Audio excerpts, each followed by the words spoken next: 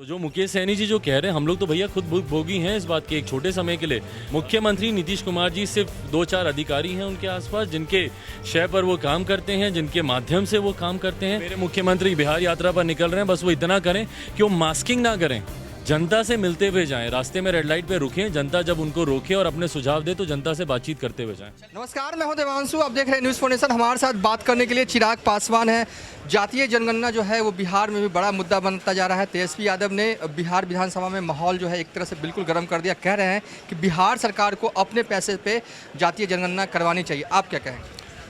नहीं, बिल्कुल जातीय, इसके हम लोग पक्षधर हैं। जातीयता के आधार पर जनगणना होनी चाहिए, क्योंकि आखिरी बार ये कब हुई थी, अगर मेरी जानकारी सही है तो मुझे लगता है कि ये 1931 के आसपास ये हुई थी, और उसके बाद कभी भी जातीयता के आधार पर इस तरीके की जनगणना हुई नहीं है। इसकी ज़रूरत और ज़्यादा इसलिए पड़ जाती है क्योंकि कई ऐसी योजनाएं हैं, और ख़ास तौर पर अगर हम लोग बिहार राज्य की बात करें तो कई ऐसी योजनाएं हैं जो सिर्फ़ और सिर्फ जातीयता के आधार पर बनती हैं। जैसे चुनाव से ठीक पहले मुख्यमंत्री नीतीश कुमार जी ने अनुसूचित जाति को लेकर एक योजना की उन्होंने ऐलान किया था कि अगर किसी भी दलित परिवार में कोई हत्या होती है तो उस परिवार को ये रोज़गार देंगे। तो कई ऐसी योजनाएं हैं, बहरहाल वो धरातल पर तो वो योजना कभी उतरी नहीं, बट कई ऐसी योजनाएं हैं जिसका आधार जातीयता होता है। ऐसे समाज के लोग जो कि आज़ादी के 70 साल के बाद भी मुख्य धारा के साथ नहीं जुड़ पाए हैं, तो ऐसे लोगों के लिए जब योजनाएं बनाई जाती हैं उसमें ज़रूरी है इन लोगों की संख्या को जानना। भाई, अगर आप बजट में अगर आप आवंटन करते हैं किसी समाज के लिए, किसी योजना के लिए, अगर आप राशि का आवंटन करते हैं, आपके पास वो जानकारी तो होनी चाहिए कि कितने लोग हैं उस जाति के, या कितने लोग हैं जो कि उस समाज से आते हैं। तो हम लोग चाहते हैं, और ये बिल्कुल सही है कि भैया अगर केंद्र सरकार से, क्योंकि मेरी जानकारी में है कि हमारे मुख्यमंत्री भी इस बात का आग्रह कर रहे हैं, बट शुरुआत इसकी बिहार से ज़रूर हमारे मुख्यमंत्री नीतीश कुमार जी को करनी चाहिए। एक सवाल है जो विवाद मुकेश सहनी को लेकर। मुकेश सहनी ने हाल ही में कहा है कि जेडीयू बीजेपी जो है उनकी बातों को सुनता नहीं है। आप भी रहे हैं एनडीए में, क्या ऐसा होता है क्या? हकीकत है। देखिए, मुख्यमंत्री नीतीश कुमार जी की कार्यशैली को जो कोई जानता है, एक बात स्पष्ट है, मुख्यमंत्री सिर्फ अकेले सिंगल मैन आर्मी की तरह वो काम करते हैं, ना वो अपने सहयोगियों से कभी कोई राय मशवरा करते हैं।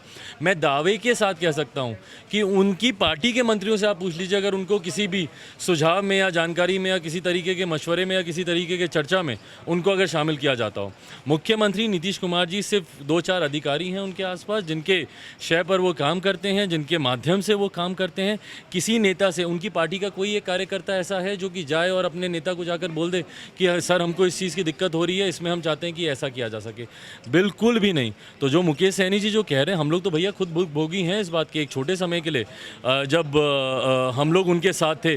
मजाल है किसी भी योजना में या किसी भी गवर्नमेंट एजेंडे में मेरा इनसे अलग होने का सबसे बड़ा कारण ही यही बना कि भाई मैं चाहता था कि 7 निश्चय की जगह उसके साथ साथ लोक जनशक्ति पार्टी का जो बिहार फर्स्ट बिहारी फर्स्ट जो विजन डॉक्यूमेंट हम लोगों ने तैयार किया था, मैं चाहता था कि उसको सरकारी एजेंडे में उसको शामिल किया जा सके। और ये परंपरा रही है, जनरल प्रैक्टिस रहा है कि भैया हर सरकार जो भी गठबंधन की होती है वो अपने सहयोगियों के भी सुझावों को उसमें शामिल करती है अपने गवर्नमेंट के एजेंडे में।